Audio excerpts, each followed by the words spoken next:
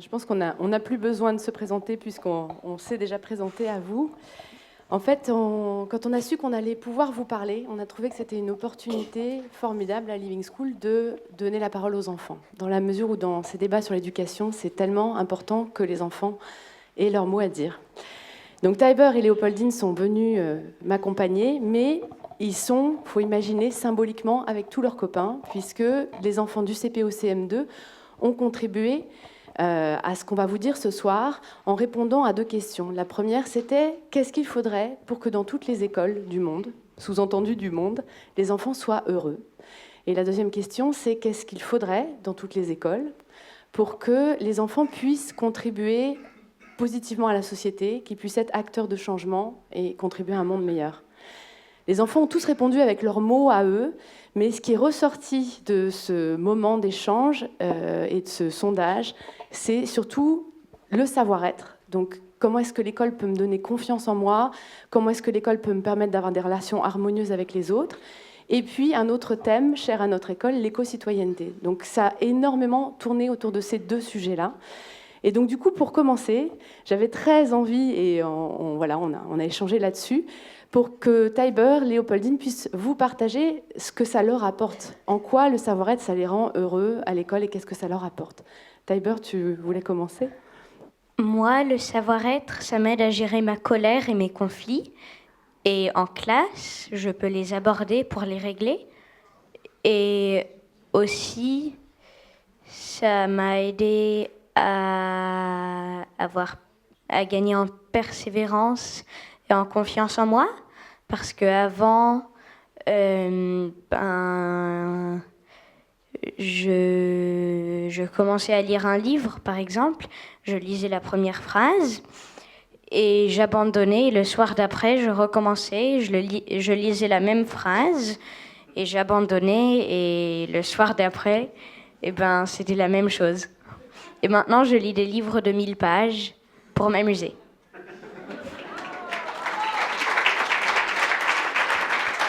Vous voyez qu'au niveau d'un savoir-faire, on peut tout changer quand on se repositionne au niveau de son savoir-être.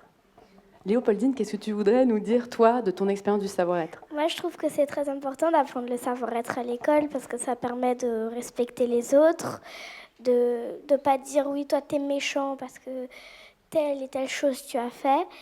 Et déjà, personne n'est méchant, tout le monde est gentil, c'est juste qu'il a des grosses couches d'ego autour de son potentiel. Et moi, par exemple, avant, je me sentais nulle, la dernière de la classe, et voilà. Et quand je suis arrivée à l'école, les adultes valorisaient les enfants, même les enfants se respectaient entre eux. Et quand je suis arrivée, j'avoue que moi, un peu, j'ai trouvé ça un peu bizarre. Puis après, je me suis habituée et j'ai adoré.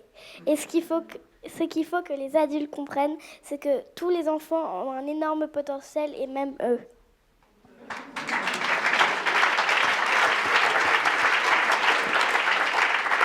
Et cette notion de potentiel, c'est vraiment ce qu'on voudrait que toutes les écoles puissent reprendre à leur compte, à savoir, les adultes comme les enfants, nous avons tous un potentiel immense de création, immense. Et on a aussi, parce qu'on n'est pas au pays des bisounours, hein, on a aussi identifié qu'on avait, donc Léopoldine en a parlé tout à l'heure, vous avez parlé d'un ego, qu'on avait une partie de notre potentiel qui est un peu contrarié, un peu frustré, lié aux impacts qu'on a pu avoir. Hein. Donc à l'école, les plus petits, ils ont trouvé un nom sympa, enfin sympa, je ne sais pas trop, mais un nom pour cette... Les crocos. Le crocodile. Donc on a tous un crocodile, vous avez tous un crocodile, ça c'est pas une nouvelle. Que nous appelons aussi l'ego, et puis on a tous un immense potentiel, et les enfants en maternelle l'appellent le grand trésor.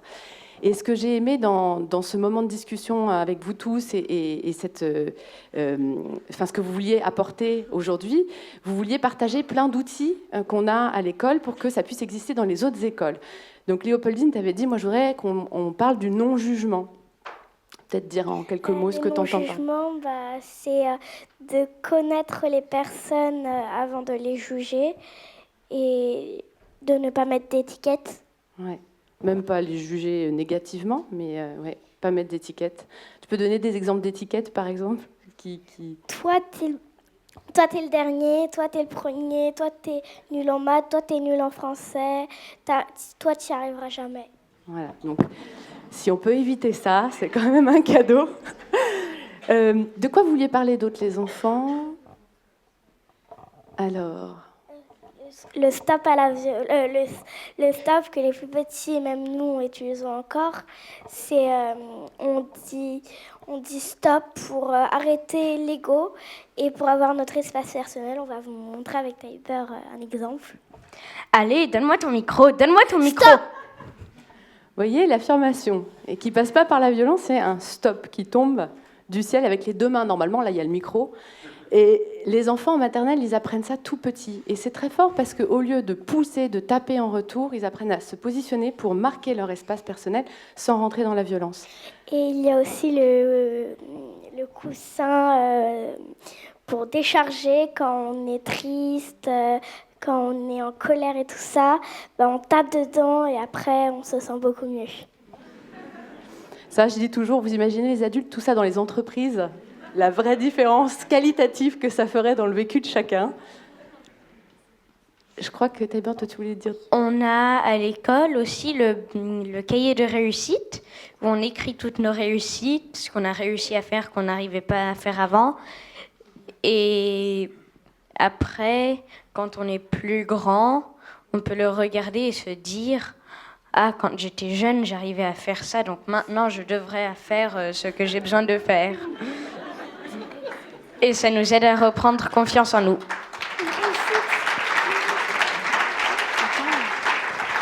J'avais proposé qu'ils donnent des exemples de leur réussite actuelle, parce qu'il y en a évidemment un paquet. Moi, j'ai réussi à faire une copie d'un sabre japonais, même si je n'ai pas encore fini de l'aiguiser. Et moi, j'ai réussi à descendre une rampe en skate, c'est une sorte de C. Voilà. En skateboard.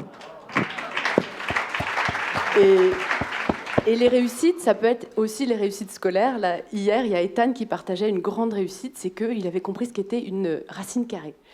Et il était hyper heureux d'avoir compris ça. Juste un mot sur le savoir-être, pour conclure sur le savoir-être, qui n'était pas prévu au programme, mais que je voulais... On va parler d'éco-citoyenneté, heureusement que tu es là pour me le rappeler.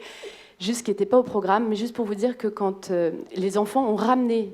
on dit, le savoir-être, c'est super important pour les adultes aussi. Et dans leur participation, il y a Nathan qui a dit, par exemple, je trouve qu'il faudrait une école pour apprendre le potentiel aux adultes, pour que les adultes apprennent le potentiel aux enfants. Et il y a Lise qui a dit « Il faudrait que tous les maîtres et les maîtresses soient heureux et contents d'aller à l'école, parce qu'alors, ils nous feraient du bien. » Voilà. Donc ça, c'est pour vous dire combien l'exemplarité est importante. Et j'ai envie de dire, quand on est dans cet élan-là, et ça, c'est ce que je n'ai pas prévu de dire ce soir, mais que je vais dire, hier, j'ai vécu un moment difficile parce qu'on m'a dérobé sur une conférence mon ordinateur portable et j'ai retrouvé Tiber et Léopoldine parce qu'on devait faire une petite répétition de ce qu'on fait là ce soir avec vous. Et je me suis approchée, j'étais un peu lasse, et d'un seul coup, il y a Léopoldine qui est arrivée, qui m'a dit « Mais ça va ?» Je dis « Ben non, pas trop, je me suis fait voler mon ordinateur. » Et qu'est-ce que tu as fait? Tu t'es approchée de moi, et elle m'a fait comme ça des ronds dans le dos, avec beaucoup de gentillesse, et j'étais touchée, et ça m'a fait un bien fou, et je me suis dit « C'est formidable, c'est que quand on apprend ça, c'est naturel, et on reçoit, c'est aussi en tant qu'adulte, et c'était très beau et très touchant, et un grand merci. »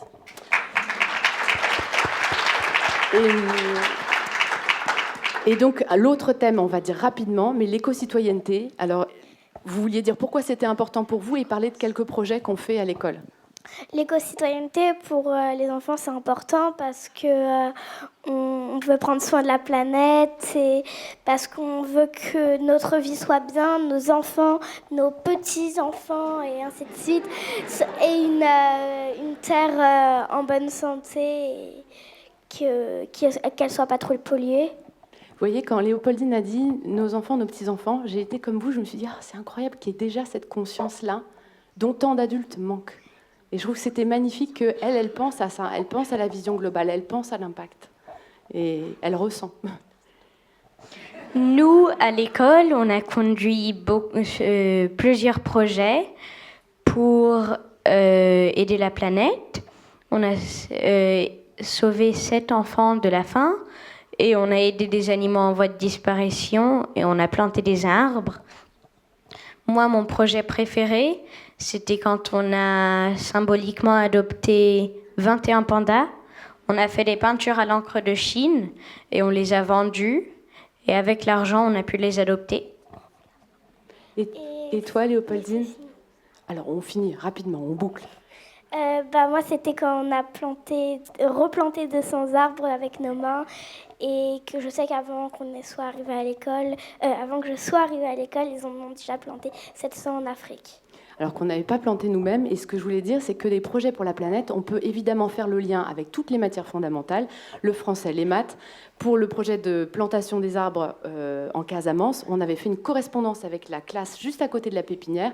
Les enfants qui apprenaient à lire, à écrire étaient motivés à fond pour pouvoir répondre à leurs correspondants. Et Tybert, tu avais une idée sur les maths que j'avais trouvé super mignonne. Si on a 700 € et pour planter 2 arbres, il faut 2 €. Et le terrain a déjà été acheté. Combien d'arbres pourra-t-on planter ?